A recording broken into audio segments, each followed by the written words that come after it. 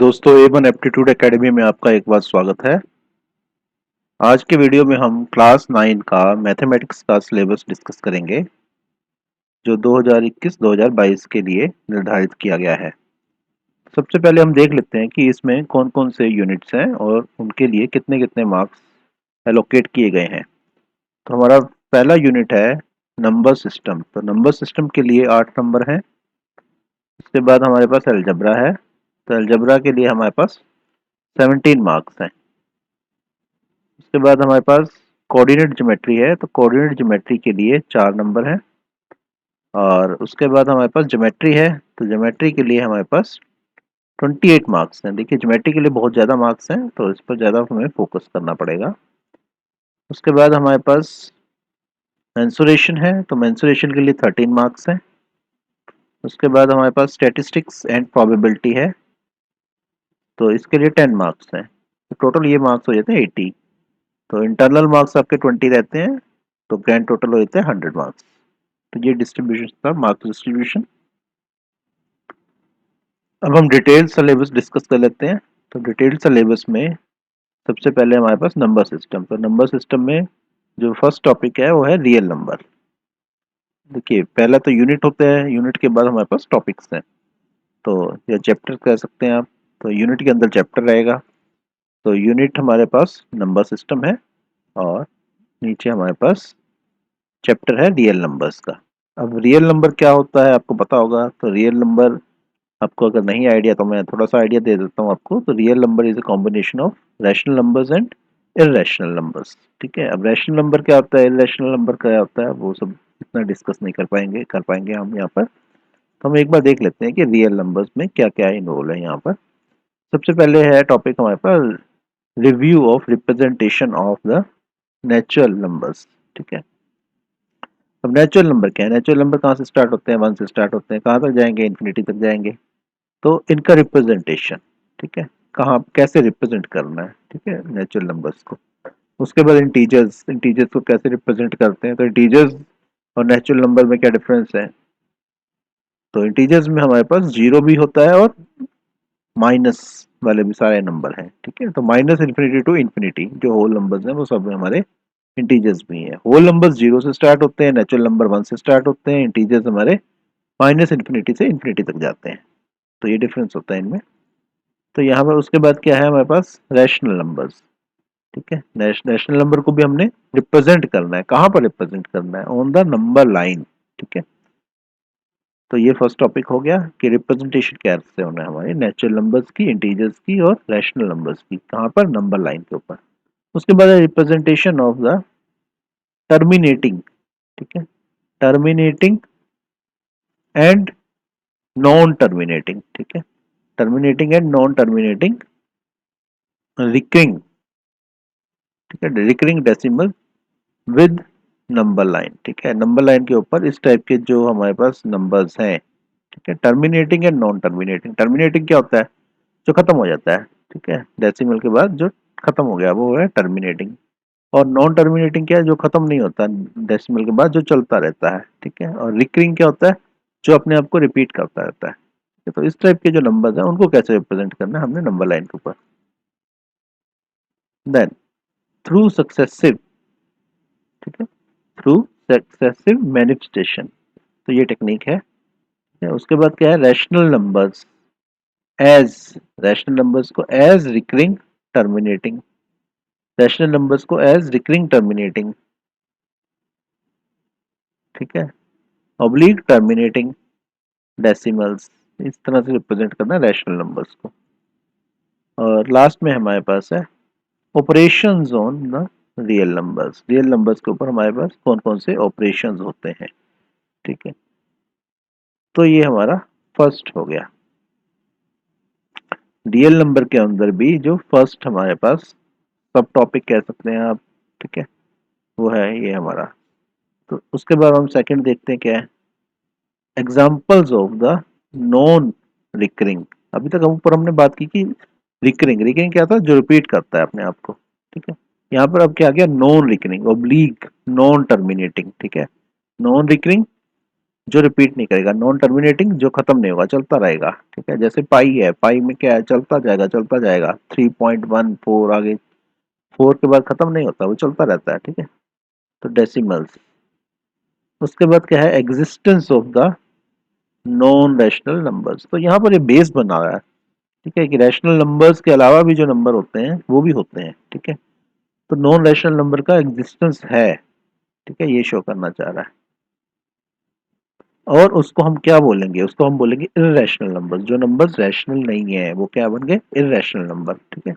तो पहले मैंने बताया था कि रियल नंबर जो है कॉम्बिनेशन रैशनल नंबर और इर्रेशनल नंबर की, ठीक है। तो ऊपर हमने रैशनल नंबर डिस्कस कर लिए, यहाँ पर हमने इर्रेशनल नंबर डिस्कस करेंगे, ठीक है।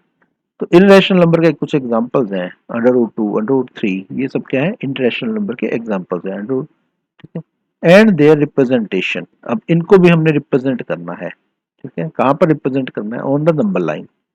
तो इसमें देखिए आपके पास क्वेश्चंस आ गए, represent √2 on number line, represent √3 on the number line, ठीक है। उसके बाद क्या है, explaining that the every real number, ठीक है। एक्सप्लेन करना है आपको ना, क्या एक्सप्लेन करना है कि एवरी रियल नंबर इज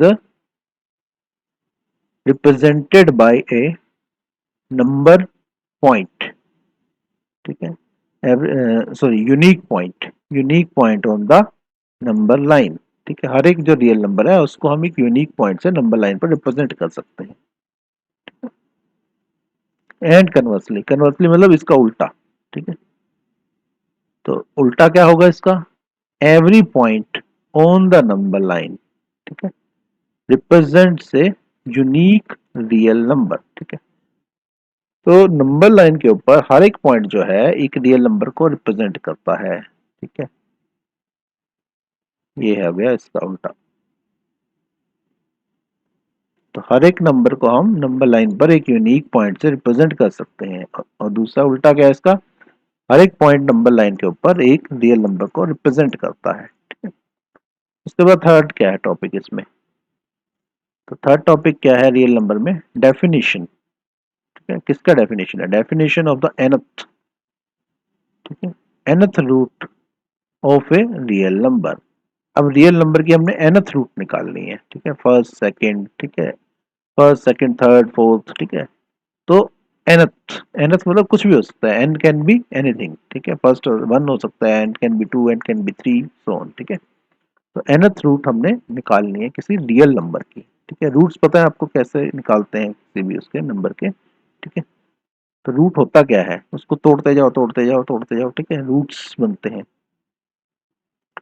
तो अब क्या है इसमें, रैशनलाइजेशन, ठीक है, रैशनलाइजेशन की टेक्निक है, ठीक है। रैशनलाइजेशन कैसे, जैसे मान लीजिए कोई नंबर है उसको हमने रैशनलाइज करना है।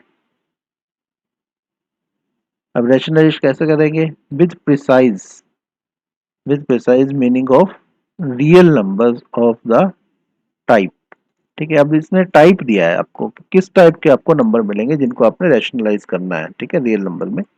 तो फर्स्ट जो है टाइप हमारे पास 1/a+b√x, ठीक है। तो इसमें देखिए इस टाइप के नंबर मिलेंगे हमें, 1/a+b√x, ठीक है। और सेकंड जो टाइप है हमारे पास वो क्या है, 1/√x+√y। तो देखिए पहले में क्या था, नीचे एक अंडर रूट था, यहाँ पर दूसरे में क्या है, दो अंडर रूट्स हैं, ठीक है। पहले में √x था नीचे, और यहाँ पर क्या है, √x+√y, तो दो अंडर रूट हो गए, ठीक है। तो इस टाइप के जो है आपके पास जो है नंबर, उनको आपने रैशनलाइज करना है। तो इसने एक एग्जांपल दे दिया आपको, इस टाइप के नंबर्स को रैशनलाइज करना है। अब यहाँ पर x क्या है, y क्या है, वो भी बताया गया, and x and y are natural numbers, ठीक है, x and y are natural numbers, और a and b are integers, ठीक है। देखिए यहाँ पर ये भी थोड़ा सा इसमें रीजन है, अगर x और y, ठीक है, नेचुरल नंबर नहीं होंगे, तो नेचुरल नंबर हमें पता है कि natural number are starting from 1, मतलब वो पॉजिटिव रहते हैं हमेशा, ठीक है। अब अगर मान लो ये इंटीजर होते x और y, तो यहाँ पर क्या हो जाता, अंडर रूट ऑफ माइनस, ठीक है, माइनस नंबर। तो अब under root of minus number फिर वो कॉम्प्लेक्स नंबर की कैटेगरी में चला जाता है, तो इसलिए हमें एक्स और वाई को तो यहाँ पर नेचुरल नंबर ही रखना पड़ेगा, लेकिन हम ए और बी को इंटीजर रख सकते हैं, ठीक है। उसके बाद हम आ जाते हैं रिकॉल ऑफ, किसका रिकॉल कर रहे हैं हम, ठीक है, किसको दोहरा रहे हैं हम, ठीक है, लॉज ऑफ एक्सपोनेंट्स। अभी तक हम होल नंबर्स की बातें करते थे ऊपर वाले में, क्योंकि हमने अभी तक जो डिस्कस किया है तो वो किस टाइप का था, वो था हमारे पास इंटीजर्स, ठीक है, या फिर नेचुरल नंबर्स, इस तरह से रहे हैं। अब हम बात करेंगे एक्सपोनेंट्स की, ठीक है, पावर्स की बात कर रहे हैं, ठीक है, विद इंटीग्रल पावर्स, ठीक है, ये साफ साफ आ गया कि इंटीग्रल पावर्स आ गई अब यहाँ पर। अब है हमारे पास रैशनल एक्सपोनेंट्स, ठीक है, रैशनल एक्सपोनेंट्स विद, अब रैशनल एक्सपोनेंट्स हैं विद पॉजिटिव रियल, ठीक है, पॉजिटिव रियल बेसिस, ठीक है। तो हमें ये पता है कि एक्सपोनेंट होगा तो बेस भी होगा, ठीक है, लेकिन बेस किस तरह का होगा, पॉजिटिव इंटीजर, मतलब इंटीजर तो होगा लेकिन वो पॉजिटिव होगा, पॉजिटिव इंटीजर।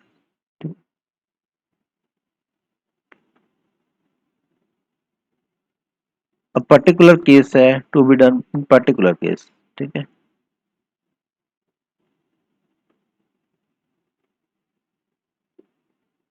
इसमें आगे कुछ खास नहीं है, ठीक है, जनरल उसने कह दिया, जनरल लॉज को हमने डिस्कस करना है इसमें, ठीक है, तो बहुत ज्यादा डेप्थ में इसको स्टडी नहीं करना है, इस तरह से है इसमें।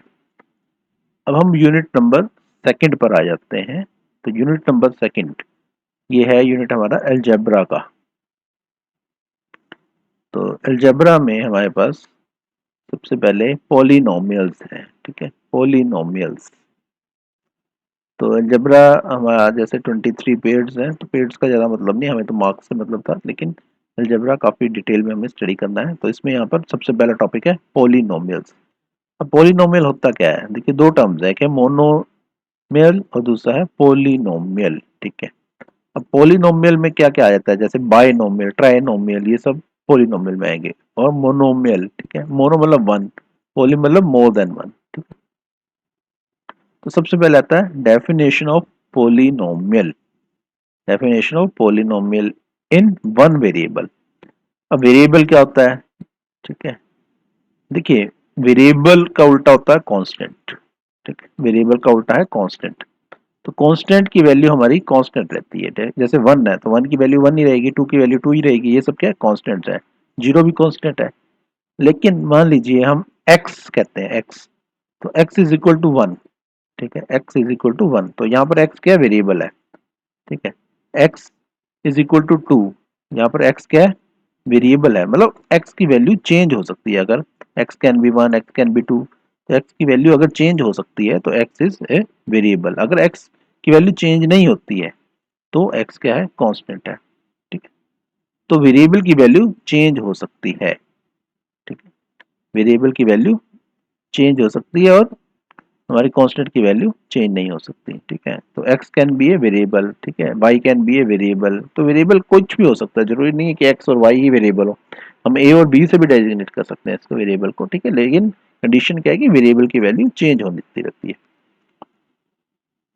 विद एग्जांपल्स, तो यहाँ पर क्या बात कर रहे हैं हम, वन वेरिएबल, दो वेरिएबल नहीं है, कोई भी इक्वेशन है उसमें वन वेरिएबल है सिर्फ, ठीक है।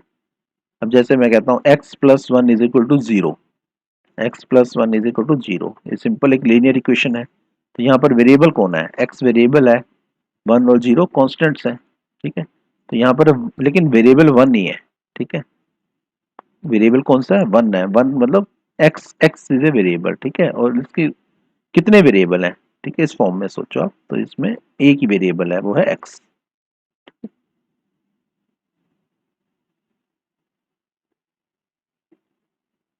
अब एग्जांपल्स हैं इसके, ठीक है।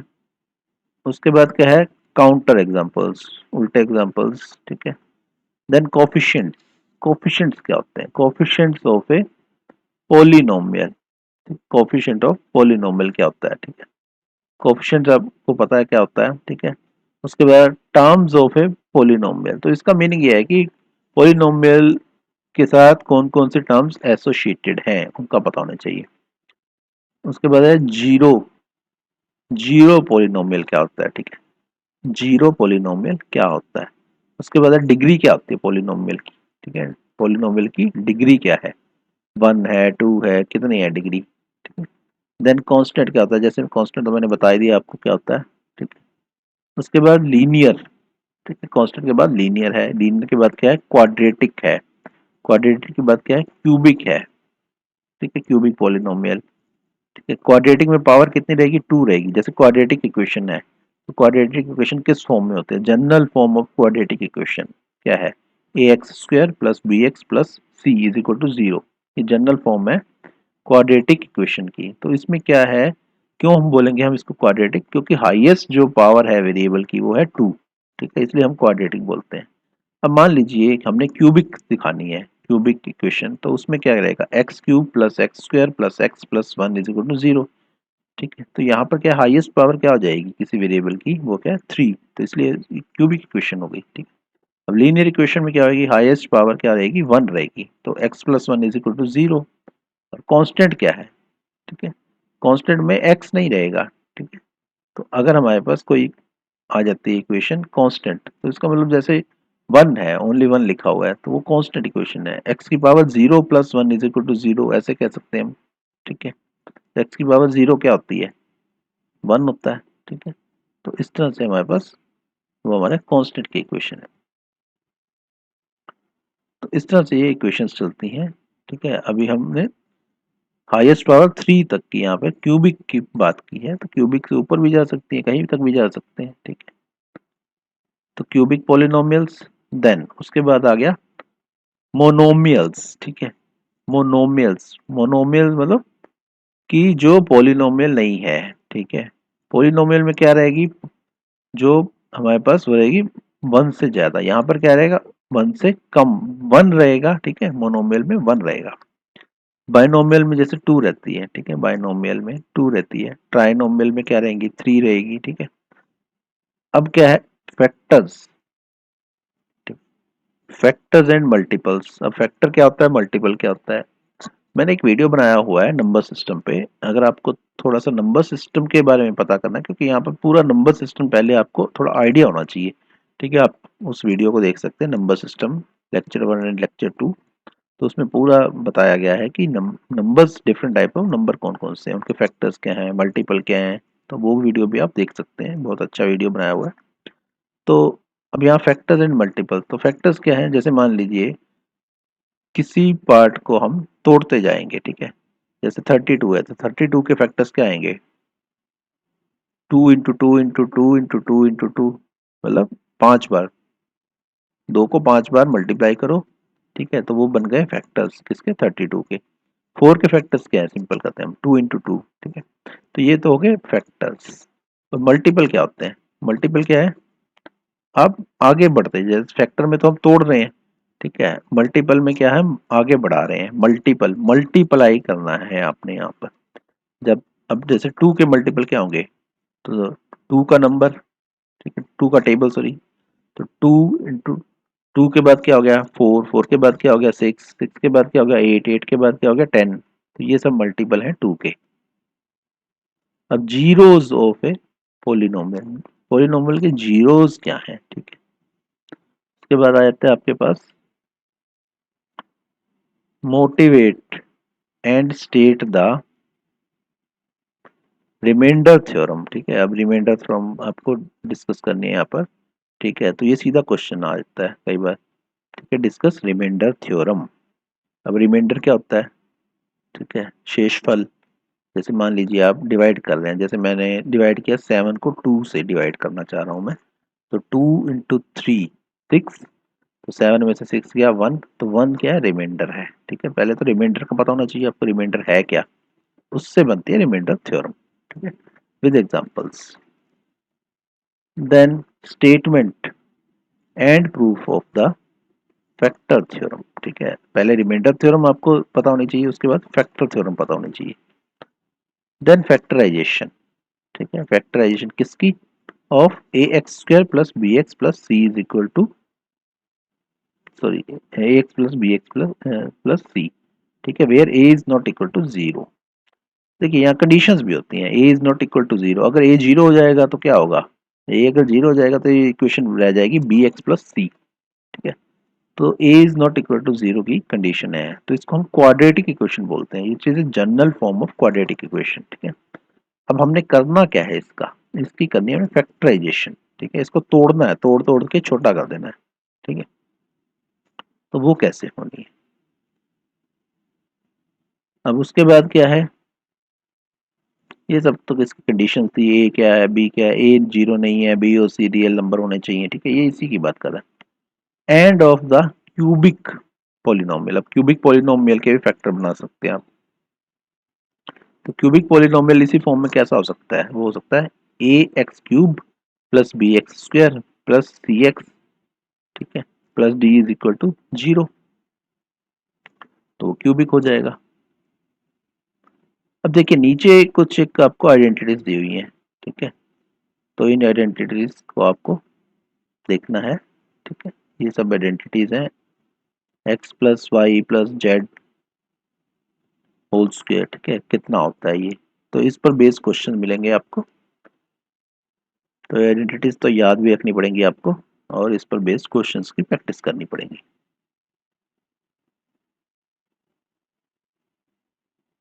तो अलजेब्रा के अंदर हम चल रहे थे, अब हम बात करते हैं linear equation in two variables, ठीक है।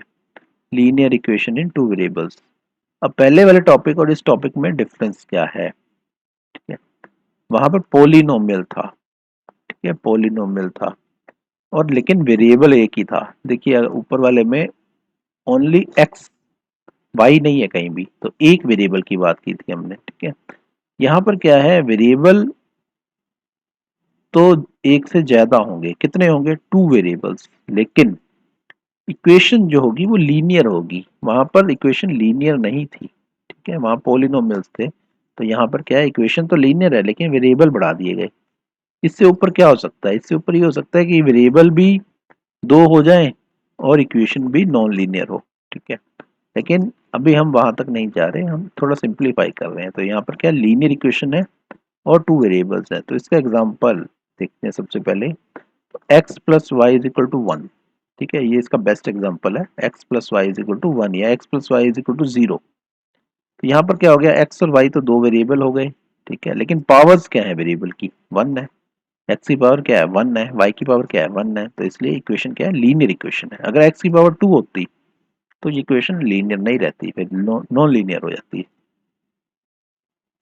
अब क्या है, recall of the linear equations in one variable. सबसे पहले हमें बेस बनाना है, तो बेस क्या है इसका, linear equation in one variable.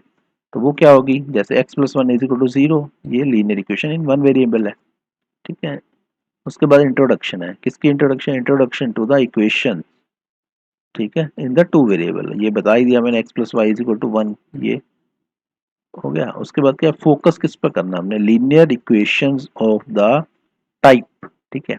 अब इसने एक जनरल फॉर्म दे दी, a x plus b y is plus c is equal to zero. जैसे वहां पर a x square plus b x plus c is equal to zero था, यहाँ पर इस फॉर्म को हम कैसे करें, a x plus b y plus c, it is a general form of linear equation in two variables. A x plus b y plus c is equal to zero. अब हम बात करते हैं यहाँ पर, explain that a linear equation in two variables has, ठीक है, infinity, ठीक है, has infinitely many solutions and justified their being, ठीक है। राइटिंग एज, उनको हम लिख कैसे सकते हैं, ऑर्डर्ड, ठीक है, ordered pairs of real numbers. देखिए अब इसका मीनिंग क्या है, जैसे मान लीजिए a x plus b y plus c is equal to zero, और हम इसको हमने सोल्व करना चाहते हैं, ठीक है। तो सॉल्यूशन किस फॉर्म में आएगा, तो सॉल्यूशन इस फॉर्म में आएगा कि x की कुछ वैल्यू निकलेगी, y की कुछ वैल्यू निकलेगी, ठीक है। अब वो जो सॉल्यूशंस होंगे वो यूनिक सॉल्यूशंस नहीं होंगे, x की वैल्यूज और y की वैल्यूज, ठीक है। जैसे मान लीजिए अगर हम x यहाँ पर वन पुट करते हैं तो y की एक वैल्यू आएगी, ठीक है। तो वो एक पेयर बन गया, ठीक है, और उसको हम ब्रैकेट में लिख लेंगे। जैसे मान लीजिए x की वैल्यू 1 पुट करते हैं और y की वैल्यू 2 आ जाती है, तो पेयर क्या बन गया 1,2। ठीक है, और अगर हम x की वैल्यू 2 पुट करते हैं तो y की वैल्यू फॉर एग्जांपल 4 आ जाती है अगर, तो वो दूसरा पेयर बन गया 2,4। तो इस टाइप के इनफाइनाइट सॉल्यूशंस निकल देंगे।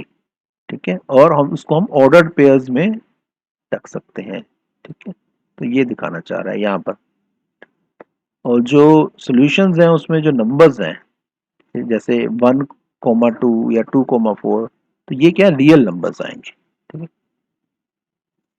जरूरी नहीं होल नंबर्स आए, ये रियल नंबर्स आएंगे, मतलब रैशनल हो सकते हैं, इरेशनल हो सकते हैं। उसके बाद है प्लॉटिंग। ठीक है, उनको हमने प्लॉट करना है। जो सॉल्यूशंस आएंगे उनको प्लॉट करना है। कहाँ पर प्लॉट करते हैं हम?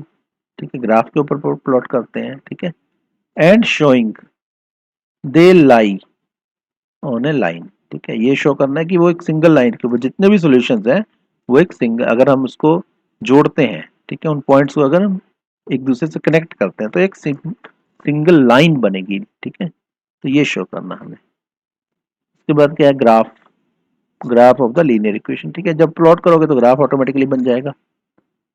ठीक है, उसके बाद एग्जांपल्स। ठीक है, एग्जांपल्स हैं, देन प्रॉब्लम्स हैं। ठीक है, फ्रॉम द रियल लाइफ। ठीक है, रियल लाइफ की प्रॉब्लम्स को सॉल्व करना है हमने। ठीक है, अब कौन कौन सी प्रॉब्लम्स हैं? Including the problems of ratio and proportion. Ratio and proportion की प्रॉब्लम है। ठीक है, अब उसका क्या करना है, हमने एल्जेब्रिक सॉल्यूशन भी निकालना है और साथ में ग्राफिकल सॉल्यूशन भी निकालना है साइड बाय साइड। मतलब उसको वेरीफाई करना है कि दोनों से हमारा जो है सॉल्यूशन जो है सेम आता है, मतलब आंसर सेम आता है एल्जेब्रिक मेथड से और हमारा ग्राफिकल मेथड से। तो ये पूरा टॉपिक हो गया हमारे पास। अब हम आ जाते हैं यूनिट नंबर 3 पर। ठीक है, यूनिट नंबर 3 पर। तो इसमें मैं पहले एक चीज बता दूं आपको कि इस टाइप जो टर्म 1 एंड टर्म 2 का जो पेपर है हमारा, उसमें जो सिलेबस है, तो टर्म 1 में हमारा ऑब्जेक्टिव टाइप आएगा, टर्म 2 में हमारे पास जो आएगा वो डिस्क्रिप्टिव टाइप पेपर आएगा। ठीक है, तो उसकी प्रिपरेशन कैसे करनी है, तो उसके लिए कुछ बुक्स मैंने हमारा डिस्क्रिप्शन बॉक्स में उसके बुक्स की लिस्ट है, तो उसमें पूरा का पूरा जो सिलेबस है वो टर्म वाइज भी दिया गया है। ठीक है, आप उन बुक्स को ले सकते हैं, बुक्स के लिंक प्रोवाइड किए गए हैं हमारे डिस्क्रिप्शन बॉक्स में। आप वहाँ से बुक्स भी परचेज कर सकते हैं, जिससे आपको और ज़्यादा क्लियर हो जाएगा। ठीक है, सारे बुक्स जैसे ओसवाल वगैरह की बुक्स आती हैं। ठीक है, तो इस बार के प्रिपरेशन के लिए जो स्पेशलाइज्ड बुक्स हैं वो इसमें लिस्ट पूरी दी गई है, आप उसको चेक कर सकते हैं। तो हर एक सब्जेक्ट की लिस्ट है, जरूरी नहीं है कि आपको मैथमेटिक्स की लिस्ट मिले, सारे सब्जेक्ट्स की लिस्ट हर एक डिस्क्रिप्शन बॉक्स में आपको मिल जाएगी, आप चेक कर सकते हैं। तो अभी हम करते हैं यूनिट 3 की बात। तो यूनिट 3 में हमारे पास क्या है, कोऑर्डिनेट ज्योमेट्री है। ठीक है, कोऑर्डिनेट ज्योमेट्री है। तो जब आप एक्स कोमा वाई का सिस्टम समझ गए, ऊपर हमने देख लिया ना एक्स कोमा वाई, ग्राफ भी समझ लिया, तो यहाँ से कोऑर्डिनेट ज्योमेट्री समझना बहुत इजी हो जाता है आपके पास। ठीक है, अब कोऑर्डिनेट ज्योमेट्री में सबसे पहला क्या है सिस्टम, कार्टेशियन प्लेन। अब कार्टेशियन प्लेन क्या है? Cartesian plane simply x y plane है। ठीक है, नीचे क्या होता है एक्स एक्सिस, ऊपर क्या होता है वाई एक्सिस। ठीक है, एक्स एक्सिस को हम एब्सिसा भी बोलते हैं, वाई एक्सिस को ऑर्डिनेट भी बोलते हैं। ठीक है, तो ये कार्टेशियन प्लेन है। एक्स एक्स एक्सिस और वाई एक्सिस को जब हम मिला देते हैं तो वो बन जाता है कार्टेशियन प्लेन। तो अगर टू डायमेंशनल है, ठीक है, टू डायमेंशनल है तो क्या हो जाएगा, एक्स और वाई सिर्फ होगा। अगर थ्री डायमेंशनल होगी कोई चीज तो वो हो जाएगा एक्स और वाई और जेड। ठीक है, तीन हो जाएंगे उसमें। तो अभी हम बात करेंगे टू डायमेंशनल की। तो टू डायमेंशनल में एक्स और वाई, ठीक है, x axis and y axis. उसके बाद है कोऑर्डिनेट्स। ठीक है, कोऑर्डिनेट्स क्या होते हैं, जैसे एक्स की वैल्यू और वाई की वैल्यू वो क्या है, कोऑर्डिनेट्स है। जैसे किसी पॉइंट को हमने कार्टेशियन प्लेन के ऊपर शो करना है, तो एक्स कुछ वैल्यू होगी, वाई की कुछ वैल्यू। फॉर एग्जांपल एक्स की वैल्यू 1 है, वाई की वैल्यू 2 है। ठीक है, तो हम उस पॉइंट को इजीली शो कर सकते हैं कार्टेशियन प्लेन के ऊपर। ठीक है, एक्स की वैल्यू 1, वाई की वैल्यू 2। ठीक है, उसके बाद क्या है हमारे पास, रिप्रेजेंट कर दिया आपने पॉइंट को कार्टेशियन प्लेन के ऊपर। Then names and terms associated with the coordinate plane. Coordinate plane के साथ कौन कौन सी टर्म्स एसोसिएट है उसका पता होना चाहिए हमें। ठीक है, तो कुछ टर्म्स तो मैंने बता ही दिया आपको। ठीक है, देन नोटेशंस क्या है इनके। ठीक है, नोटेशंस के बाद क्या है, प्लॉटिंग क्या है, ठीक है, प्लॉटिंग पॉइंट्स ये भी मैंने बता दिया आपको इन द प्लेन। तो बहुत इजी चीज़ है ये, बहुत ही मतलब बेसिक जो चीज़ है वो आपसे यहाँ पर डिस्कस की गई है, ठीक है, बहुत ज़्यादा डिटेल में नहीं है ये चीज़ें, कोऑर्डिनेट ज्योमेट्री। देन यूनिट 4 हमारा है ज्योमेट्री। तो कोऑर्डिनेट ज्योमेट्री तो बहुत ही बेसिक लेवल पर है। अब ज्योमेट्री देखते हैं हम, ज्योमेट्री लेकिन एडवांस लेवल पर है। तो सबसे पहला टॉपिक रहेगा ज्योमेट्री के अंदर इंट्रोडक्शन टू, ठीक है, इंट्रोडक्शन टू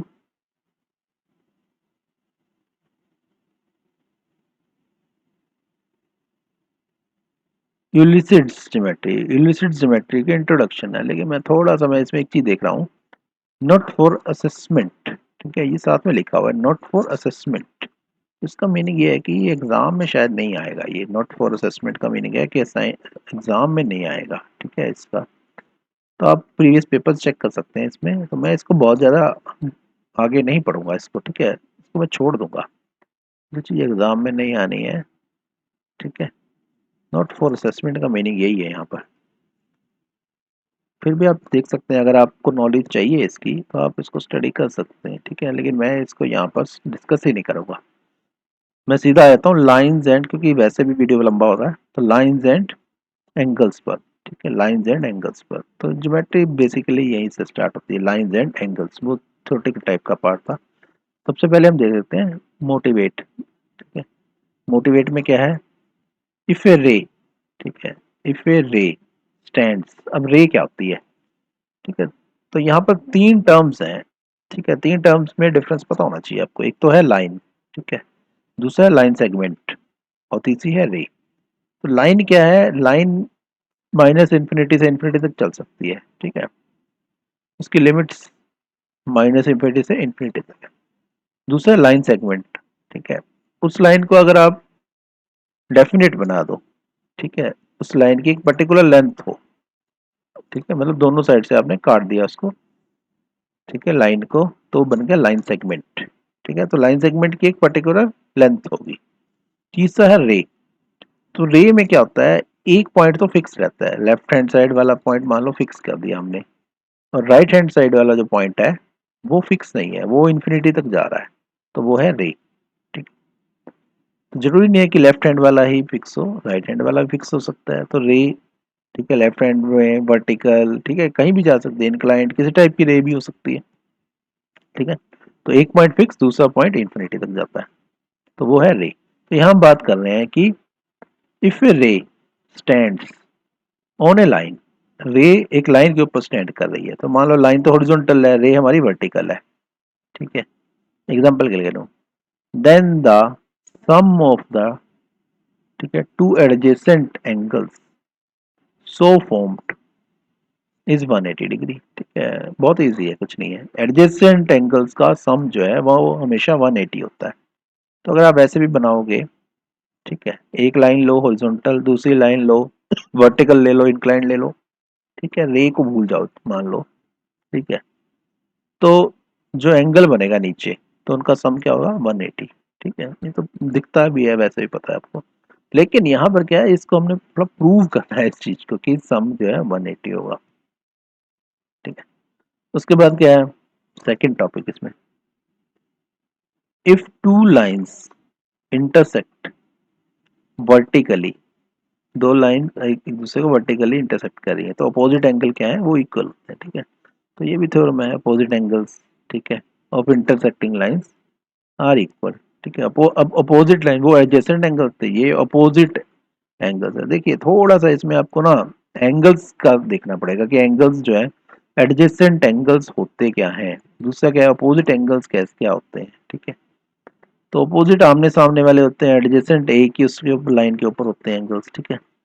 तो लेकिन डायग्राम की हेल्प से आप इजीली इसको समझ जाओगे। एक बार डायग्राम देखोगे ना कि एडजेसेंट एंगल और अपोजिट एंगल के, तो आपको डिफरेंस भी पता चल जाएगा और मीनिंग भी क्लियर हो जाएगा।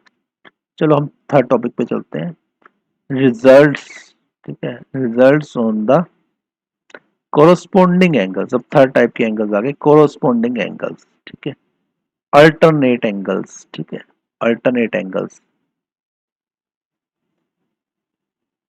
इंटीरियर एंगल्स, ठीक है, इंटीरियर एंगल्स, लेकिन ये कब है? When a transversal intersect two parallel lines, ठीक है। अब दो पैरेलल लाइन बना लो, एक ट्रांसवर्सल बना लो, ट्रांसवर्सल इंटरसेक्ट करेगा दोनों पैरेलल लाइंस को, तो उससे जो जो एंगल्स बनेंगे, ठीक है। तो यहाँ पर तीन तरह के एंगल बन रहे हैं, उन तीन तरह के एंगल को हमने पहले शो करना है, उनका डिफरेंस पता करना है, ठीक है, और उनकी थ्योरम्स देखनी है, ठीक है। तो ये है सब इसमें। उसके बाद फोर्थ टॉपिक आते हैं हमारे पास। फोर्थ टॉपिक में क्या है? लाइंस हैं, ठीक है, which are parallel to a given line are parallel, ठीक है। यहाँ कोई एंगल नहीं है, लेकिन इसको हमने प्रूव करना है। मान लो दो लाइनें हैं, वो दोनों लाइनें इंडिपेंडेंटली पैरेलल हैं थर्ड लाइन के, ठीक है। जैसे मैं कहता हूँ A B C D E F, ठीक है। ए बी और सी डी दो लाइंस हैं, लेकिन वो इंडिपेंडेंटली पैरेलल ई एफ के। तो हमने ये प्रूव करना है ए बी और सी डी आपस में भी पैरेलल होंगे, बस। उसके बाद आता है फिफ्थ पे आ गए हम। तो the sum of the angles of a triangle is 180 degree, ये प्रूव करना है। लेकिन पता तो है हमें कि किसी भी ट्राइंगल के तीनों एंगल्स का सम क्या है, इंटीरियर एंगल्स का सम 180 है, लेकिन प्रूव करना है इसमें। उसके बाद लास्ट टॉपिक है यहाँ पर, if the side of A triangle is produced, ठीक है। अगर एक ट्राइंगल लिया, उसके साइड को प्रोड्यूस कर दिया, मान लो बेस को ही प्रोड्यूस कर दिया। प्रोड्यूस का मतलब क्या? एक्सटेंड करना, ठीक है। राइट राइट डायरेक्शन में हम बेस को एक्सटेंड कर दिया, मान लो हमने। तो द एक्सटीरियर एंगल, तो उससे एक एक्सटीरियर एंगल जो बाहर वाला एंगल बना, ठीक है, so formed is equal to the sum of the two interior angles, ठीक है, इंटीरियर अपोजिट एंगल्स, ठीक है। तो इसका मीनिंग ये है कि जो बाहर वाला एक्सटीरियर एंगल जो बना, वो किसके इक्वल होगा? It will be equal to the sum of the other two interior angles, मतलब उसके साथ वाले एडजेसेंट एंगल को छोड़ के बाकी जो दो एंगल बचे, उन दोनों का सम है, ठीक है। तो इसका एग्जांपल बता देता हूँ मैं। मान लो हम एक ट्रायंगल बनाते हैं, ठीक है। ए रखो ऊपर, बी रखो नीचे बेस पे, मतलब बी सी तो बेस है, ए इसका ऊपर का पॉइंट है, ठीक है। अब बी सी को एक्सटेंड कर दिया राइटवर्ड डायरेक्शन में हमने, तो एक्सटीरियर एंगल बन गया एक, ठीक है। जो बाहर वाला एंगल है उसको एक्सटीरियर एंगल बोलेंगे। तो वो जो है सी पर जो बना एक्सटीरियर एंगल, उसकी वैल्यू कितनी होगी? उसकी वैल्यू होगी ए प्लस एंगल बी के, ठीक है। ये है इसमें। अब हम आ जाते हैं ट्राइंगल्स पर। Next topic is triangles. तो मैं थोड़ा इसको नीचे कर देता हूँ। हाँ जी, अब आ गया ये ट्राइंगल्स हमारे सामने। तो ट्राइंगल्स में सबसे पहले क्या है? मोटिवेट में क्या है? टू ट्राइंगल्स आर कॉन्ग्रुएंट, ठीक है।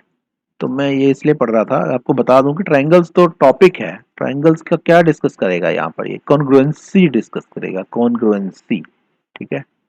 तो यहाँ पर देखिए, पहले आपको एक थोड़ा सा डिफरेंस बता दूं मैं आपको, क्योंकि ये आपको आगे भी काम आएगा। तो यहाँ दो टर्म्स होती हैं, एक है कॉन्ग्रुएंसी, दूसरा है सिमिलैरिटी, ठीक है। Congruency and similarity. मैं एग्जांपल के साथ इसको बताता हूँ कॉन्ग्रुएंसी क्या होती है। मान लीजिए दो जुड़वा बच्चे पैदा हुए, तो उनकी जो हाइट है, वेट है, शेप है, वो बिल्कुल एक दूसरे से मैच होती है, ठीक है। तो वो क्या एक दूसरे के कॉन्ग्रुएंट है, ठीक है। अब दूसरा एग्जांपल बताता हूँ मैं। आपने एक 5 सेंटीमीटर रेडियस का एक सर्कल ड्रॉ किया, दो सर्कल ड्रॉ किए 5 5 सेंटीमीटर के, ठीक है। तो वो आपस में क्या होंगे? कॉन्ग्रुएंट होंगे, क्योंकि उनकी जो शेप है, उनका साइज है, वो बिल्कुल एक दूसरे से मैच हो रहा है, तो उसको बोलते हैं हम कॉन्ग्रुएंट, ठीक है। अब दूसरी टर्म थी सिमिलैरिटी, ठीक है। सिमिलैरिटी में क्या है? शेप तो सिमिलर होगी, लेकिन साइज सेम नहीं होगा। अब मैं कहता हूं कि बाप और बेटा हम शक्ल है, ठीक है, बाप और बेटा हम शक्ल है। अब उसमें हम ये कह सकते हैं कि उनका बॉडी साइज भी एक रेशो में है, ठीक है। अब वो सेम तो नहीं है ना, बॉडी साइज सिमिलर है लेकिन, ठीक है। या मैं दूसरा और इजी वे में समझाता हूँ आपको। जैसे मैंने एक सर्कल तो ड्रॉ किया 5 सेंटीमीटर रेडियस से, दूसरा सर्कल ड्रॉ कर दिया 10 सेंटीमीटर रेडियस से, ठीक है। या कोई भी और सर्कल ड्रॉ कर दिया, तो एक सर्कल दूसरे सर्कल के हमेशा सिमिलर रहेगा। ठीक है। कॉन्ग्रुएंट कब होगा? जब उनके डायमीटर या रेडियस सेम हो जाएंगे। ठीक है। अगर डायमीटर या रेडियस सेम नहीं होते, ठीक है, किसी का डायमीटर कम है किसी का डायमीटर ज्यादा है, तो वो क्या होंगे? सिमिलर होंगे। अब सर्कल जो है, सर्कल तो एक जो शेप है वो हमारी बड़ी अच्छी शेप है। ठीक है। लेकिन ट्राइंगल्स में ऐसा नहीं है ना, ट्राइंगल तो किसी भी तरह के हो सकते हैं। ठीक है। तो ट्राइंगल्स की कॉन्ग्रुएंसी को हमने यहाँ पर डिस्कस करना है। तो ट्राइंगल्स की कॉन्ग्रुएंसी कब होगी? जब उनकी शेप और साइज दोनों ही मैच हो एक दूसरे से। ठीक है। बिल्कुल, मान लो एक को दूसरे के ऊपर रखना चाहें तो हम रख सकें, तब भी हमारे वो कॉन्ग्रुएंट होते हैं। ठीक है। तो क्लास 9 में आपका कॉन्ग्रुएंसी चलेगा, क्लास 10 में आपका सिमिलैरिटी चलेगा। तो यहाँ पर अभी हम सिमिलैरिटी को भूल जाते हैं, कॉन्ग्रुएंसी को सिर्फ हम सोचते हैं कि कॉन्ग्रुएंसी कि दो ट्राइंगल हमारे पास कॉन्ग्रुएंट कब होंगे। ठीक है। दो ट्राइंगल कॉन्ग्रुएंट कब होंगे? तो पहली कंडीशन देखते हैं। इफ एनी टू साइड्स, दो sides, and the included angle, और उनके बीच का एंगल, इंक्लूडेड एंगल का मीनिंग क्या है? उनके बीच का angle, of the one triangle is equal to the any two sides and included of the second angle, included angle of the second triangle. ठीक है। सिंपल है इसमें। देखो, इसको याद कैसे रखना है आपको? याद रखने के लिए मैं आपको एक तरीका बता देता हूँ। एस ए एस, ये एस से एस पे फोकस करो। एस का मतलब एक साइड, एंगल का मतलब बीच का एंगल, एस का मतलब दूसरी साइड। एस पहली साइड, एंगल बीच का एंगल, और फिर एस दूसरी साइड। ठीक है। दो साइड्स और उनके बीच का एंगल, एस से एस, अगर सेम है किन्हीं दो ट्राइंगल्स का, ठीक है, आपस में, तो वो क्या होंगी? कॉन्ग्रुएंट होंगी आपस में। ठीक है। एग्जांपल ले लेते हैं। मान लो ट्रायंगल बनाया मैंने, ए ऊपर बनाया, बी और सी नीचे बनाया बेस में, बी सी, एक ट्रायंगल बन गया ए बी सी। ठीक है। ए ऊपर है, बी सी नीचे है। ठीक है। अब दूसरा ट्रायंगल बनाता हूं मैं, डी ऊपर बनाया, ई एफ बेस में बना लिया। ठीक है। तो डी ई एफ दूसरा ट्रायंगल आ गया। अब इसके लिए कंडीशन लगाते हैं हम। ठीक है। तो एंगल हम मान लेते हैं, एंगल ऊपर वाला। ठीक है। एंगल लेते हैं हम ऊपर वाला, सेम है। तो कौन कौन से एंगल सेम हुए? Angle A is equal to angle D, angle A is equal to angle D. ठीक है। और साइड्स कौन सी लेनी है? एंगल ए पर जो दो साइड्स हैं कौन कौन सी हैं? ठीक है। ए से कौन कौन सी साइड निकली हुई है? ए बी और ए सी। ठीक है। और उधर क्या है? डी पर, डी पर है डीई और डी एफ। ठीक है। अब कौन सी साइड किसके इक्वल होनी चाहिए? तो यहां पर A C should be equal to, sorry A B should, ऊपर ए था हमारे पास, A B should be equal to D E. ठीक है। कॉरस्पॉन्डिंग साइड तो यही बनी ना, ए बी और डीई, और ए सी और डी एफ ये कॉरस्पॉन्डिंग साइड। तो A C should be equal to D F. तो ये अगर कंडीशन हमारी मैच होती है, ठीक है, पहली कंडीशन क्या है? पहली साइड। दूसरी कंडीशन क्या है? बीच का एंगल। तीसरी कंडीशन क्या है? दूसरी साइड। ठीक है। अगर ये मैच होती है, फुलफिल होती है ये कंडीशन, तो ये हमारे ट्राइंगल्स कॉन्ग्रुएंट होंगे। ठीक है। तो ये हो गया हमारा एस ए एस। अब मैं दूसरी थ्योरम पर जाता हूँ। दूसरी थ्योरम है ए एस से। ठीक है। ए एस से, एंगल साइड एंगल। ठीक है। पहला एंगल बीच की साइड और फिर दूसरा एंगल, पहला एंगल बीच की साइड दूसरा एंगल। तो यहाँ पर कैसे हो सकता है? तो वहां सेम हम ट्राइंगल सोचते हैं। तो पहला एंगल मान लो ए ही है। ठीक है। पहला एंगल ए ही है, और दूसरा एंगल हम पहले से ही देख लेते हैं कौन सा है। दूसरा एंगल हमारा बी है मान लो। ठीक है। पहला एंगल ए है, दूसरा एंगल बी है, और बीच की साइड क्या होगी फिर? A B. ठीक है। तो एंगल ए, बीच की साइड ए बी, और दूसरा एंगल बी। ठीक है। और दूसरे उसमें क्या होगा? दूसरे ट्राइंगल में वो होगा एंगल डी, बीच की साइड डीई, और दूसरा एंगल ई। ठीक है। तो यहाँ पर हम पेयर्स बनाए, अगर कौन किसके इक्वल होगा, तो angle A will be equal to angle D. ठीक है। Angle B will be equal to angle E, और बीच की साइड क्या है? A B is equal to D D E. तो ये हमारी कंडीशन फुल, अगर फुलफिल होती है तो ये हमारे ट्रायंगल्स कॉन्ग्रुएंट होंगे। अब हम आगे देख लेते हैं। Two triangles. ठीक है। तो इसको मुझे पढ़ने की भी जरूरत नहीं है, मैं सीधा नीचे देखता हूँ क्या है इसमें। क्या है? S S S. ठीक है, तीनों साइड्स इक्वल। अगर दो ट्रायंगल्स की तीनों साइड्स आपस में इक्वल होती हैं, कॉरस्पॉन्डिंग साइड्स, ठीक है, कॉरस्पॉन्डिंग साइड्स क्या होंगी यहाँ पर, A B is equal to D E, B C is equal to E F and A C is equal to D F. ये कॉरस्पॉन्डिंग साइड्स हो गई। अगर ये इक्वल है तो ट्रायंगल्स कॉन्ग्रुएंट हो गए, ये थर्ड कंडीशन हो गई। ठीक है, उसके बाद आ जाता हूँ मैं यहाँ पर, मुझे उसी फॉर्म में चाहिए था, मोटिवेट देख लेते हैं। हाँ, अब यहाँ पर क्या है देखो, ये जरूरी है, two right triangles are congruent. ऊपर वाले में क्या था, जो हमने तीन पढ़े थे, तो उनमें क्या था, कोई भी ट्रायंगल हो सकता है, लेकिन यहाँ पर ये स्पेसिफिक है राइट ट्रायंगल। राइट ट्रायंगल क्या होता है, राइट एंगल ट्रायंगल बोलते हैं हम उसको, जिसमें एक एंगल 90 डिग्री का होता है। ठीक है, दो एंगल तो 90 डिग्री हो ही नहीं सकते, ठीक है, क्योंकि ट्रायंगल्स के जो एंगल्स है उनका सम क्या होता है, 180 होता है, तो एक ही एंगल 90 डिग्री का हो सकता है। ठीक है, तो उसमें क्या होएगा, तो यहाँ पर जो नियम लगता है वो है आर एच एस। ठीक है, आर का मतलब राइट, राइट एंगल, ठीक है, 90 degree, R H S, right angle. R का मतलब राइट एंगल, ठीक है, एच का मतलब हाइपोटेन्यूज और एस का मतलब साइड। तो यहाँ पर क्या है, एक तो 90 डिग्री का होगा ही होगा क्योंकि दोनों राइट एंगल हैं, तो आर का तो कंडीशन है ही है। एच का मतलब दोनों के हाइपोटेन्यूज। हाइपोटेन्यूज क्या होता है, 90 डिग्री के सामने वाली जो साइड है उसको हम हाइपोटेन्यूज बोलते हैं। हाइपोटेन्यूज इक्वल होने चाहिए, और एक साइड, कोई भी साइड, ठीक है, चाहे वो बेस हो या फिर हमारा परपेंडिकुलर हो, बेस या परपेंडिकुलर में से कोई भी साइड जो है एक हमारी इक्वल हो दूसरे के, तो भी दोनों ट्रायंगल्स के होंगे, कॉन्ग्रुएंट होंगे। ठीक है, तो अगर हम इसको, मैं जो एग्जांपल ले रहा था उसी से करें, मान लो ए ऊपर है, बी सी हमारा बेस है, ठीक है, तो 90 डिग्री का एंगल कहाँ पर बनेगा, वो बी पर बनेगा। इस तरह डी ई एफ में क्या होगा, डी ऊपर पॉइंट हो गया, ई पर हमारा 90 डिग्री बन गया। ठीक है, और यहाँ पर जो बेस है वो ई एफ है। तो इस कंडीशन में कब होगा ये कॉन्ग्रुएंसी, कब होगी, सबसे पहले हमारा आर है, आर कहाँ पर है, आर हमारा बी पर था, तो angle B is equal to angle E. ठीक है, ये तो आर की कंडीशन हो गई। एच क्या है, अब यहाँ पर ए सी एच है, ए सी एच है, और वहां पर क्या एच होगा, डी एफ एच होगा। ठीक है, तो A C should be equal to D F, और साइड मान लो हम बेस कह देते हैं। ठीक है, तो B C is equal to D E. ठीक है, जरूरी नहीं है साइड बेस ही परपेंडिकुलर भी हो सकता है, या तो B C is equal to D E हो जाए, या फिर A B is equal to, sorry, B C is equal to E F हो जाए, बेस में तो ई एफ था, या फिर जो है हमारा A B is equal to D E हो जाए। ठीक है, तो इन दोनों में से कोई हो जाए, बेस या परपेंडिकुलर। तो ये कंडीशंस थी हमारी ट्रायंगल्स की। अब नेक्स्ट देख लेते हैं क्या है इसमें। तो नेक्स्ट है हमारा, the sides opposite to the equal angles of the triangle are equal. ठीक है, तो अभी हमने दो दो ट्रायंगल की बात कर रहे थे ऊपर, एक ट्रायंगल दूसरे के कॉन्ग्रुएंट है, यहाँ पर अब दो ट्रायंगल नहीं है, एक ही ट्रायंगल है।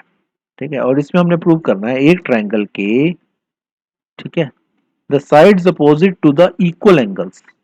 मान लो दोबारा से हमें एक ही ट्रायंगल लेते हैं, ट्रायंगल ए बी सी, ए ऊपर है, बी सी बेस है। ठीक है, अब हम, मैं मान के चलता हूँ कि ए बी, ठीक है, A B is equal to A C है, A B is equal to A C है, या मैं कहता हूँ कि B, angle B is equal to angle C, angle B is equal to angle C, ये मैं मान लेता हूँ। तो इनके सामने की साइड्स कौन सी, एंगल बी के सामने कौन सी साइड होगी, ए सी, और एंगल सी के सामने ए बी। ठीक है, तो हमने ये प्रूव करना है A B is equal to A C यहाँ पर, सिंपल। नेक्स्ट देखते हैं,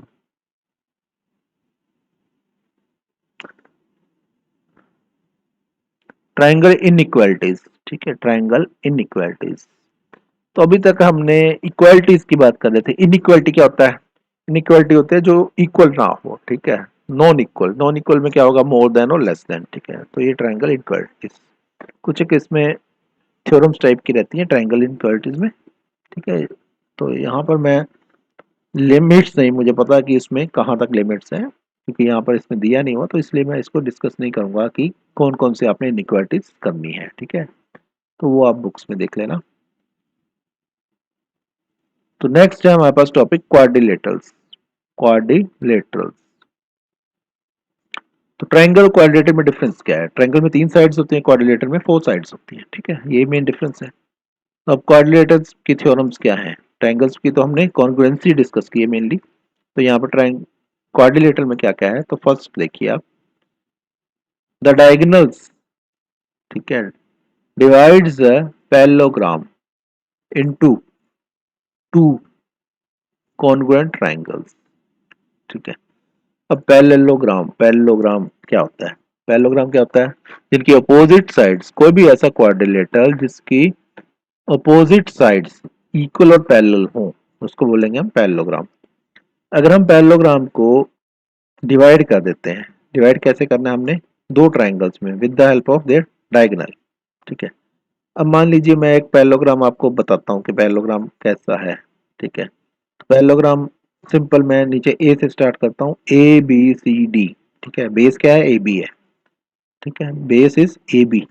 तो ए बी सी ऊपर हो गया राइट टॉप पे, डी कहाँ पर हो गया? लेफ्ट टॉप पे। तो ए बी सी डी से पैरेललोग्राम, ठीक है, जिसका बेस ए बी है, ठीक है।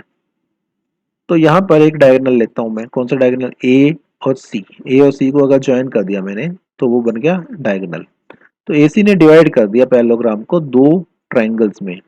कौन कौन से ट्राइंगल्स हैं? ठीक है, बिना बनाए बता रहा हूँ मैं आपको। तो पहला ट्राइंगल आ गया A B C, this is first triangle.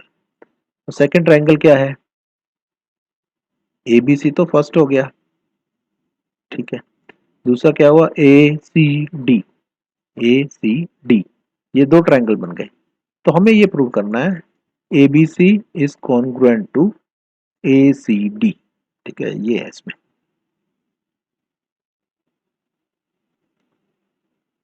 उसके बाद क्या है? मोटिवेट, सेकंड की बात कर रहा हूं मैं, मोटिवेट में आ गया इन ने पैरेललोग्राम, ठीक है, दूसरा पैरेललोग्राम का अपोजिट साइड्स आर इक्वल, ठीक है, opposite sides are equal and conversely, ठीक है।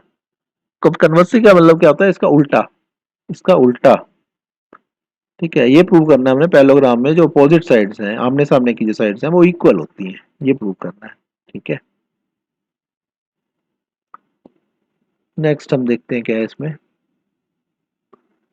ये एक तरह से जो आपकी कॉन्ग्रुएंसी आपने किया है ना, तो कॉन्ग्रुएंसी का एप्लीकेशन पार्ट है इसमें सारा। एक क्वाड्रिलेटरल, ठीक है, एक quadrilateral is a parallelogram. Quadrilateral को पैरेललोग्राम कब कहेंगे? If a pair of its opposite sides, ठीक है, इज पैरेलल एंड इक्वल, ठीक है। कोई भी क्वाड्रिलेटर पैरेललोग्राम कब बन जाता है? जब उसके अपोजिट साइड्स का जो पेयर है वो पैरेलल और इक्वल हो जाते हैं। तो ये चीज तो मैंने ऊपर से आपको डिस्कस करते जा रहा हूँ। पहली डेफिनेशन ये बताई थी पैरेललोग्राम की। Then in a parallelogram the diagonal, ठीक है, the diagonal bisect each other and converse, ठीक है। तो जो पैरेललोग्राम के डायगोनल्स हैं, जैसे मैंने पैरेललोग्राम जो बनाया था उसमें डायगोनल क्या थे? ए सी और बी डी। तो ए सी और बी डी आपस में एक दूसरे को बाइसेक्ट करते हैं, ठीक है। बीच में बाइसेक्शन का जो पॉइंट है जहां पर एक दूसरे को इंटरसेक्ट कर रहे हैं वो ई मान लो, ठीक है। तो आप प्रूव कर सकते हो कि diagonals of parallelogram bisect each other. ये सब कॉन्करेंसी की एप्लीकेशन है, ठीक है।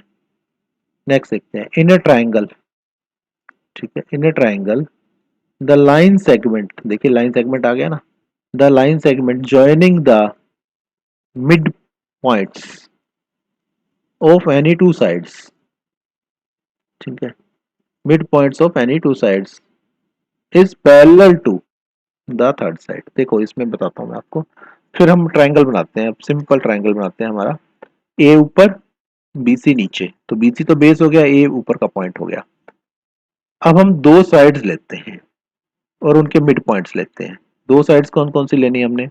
एक तो ले लो ए बी और दूसरी ले लो ए सी, ठीक है। ए बी और ए सी दो साइड्स ली ऊपर वाली और इनके मिड पॉइंट्स बना लिए। तो ए बी का मिड पॉइंट मान लो डी है और ए सी का मिड पॉइंट ई है। तो एक लाइन बन गई। अगर हम डी और ई को ज्वाइन करेंगे तो एक लाइन आएगी, उसका नाम क्या हो जाएगा? D E. तो ये कह रहा है कि D E should be parallel to B C, ये प्रूव करना, ठीक है। और कन्वर्स, कन्वर्स भी इसका प्रूव करना है। अब कन्वर्स इसका प्रूव कैसे करेंगे? तो यहाँ पर सबसे बड़ी गलती क्या होती है, हम कोई भी लाइन ले लें, ठीक है, और बाद में कह देंगे कि ये मिड पॉइंट प्रूव करो, ऐसा नहीं होगा। लेकिन ठीक है, मान लीजिए हमने डी को तो फिक्स कर लिया, डी को फिक्स कर लिया, ठीक है, D is the mid point of A B. तो हमने ये प्रूव करना है कि E is the mid point of A C.